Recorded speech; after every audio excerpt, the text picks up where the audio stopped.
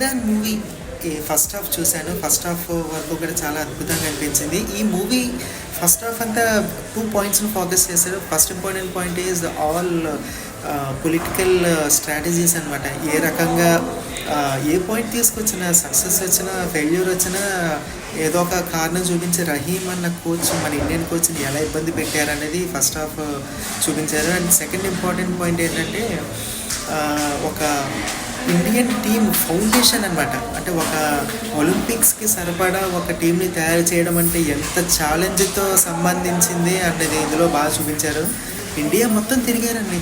నాకు చాలా ఆశ్చర్యం అనిపించింది. ఒక టీం కోసం ఆహ్, ఒక 10, 11 మంది ప్లేయర్ల కోసం ఇండియా మొత్తం అన్ని స్టేట్స్ తిరిగి ఆయన చాలా కష్టపడ్డారు. సో, అది ఫస్ట్ పార్ట్‌లో చూపించారు. First half. సెకండ్ హాఫ్ చూడాలి ఎలా ఉంది ఏంటో. ఇండియన్ ఫుట్బాల్‌కి గోల్డెన్ ఎరా అని చెప్పి ఈయన ఉన్నంత కాలం చూపించారు.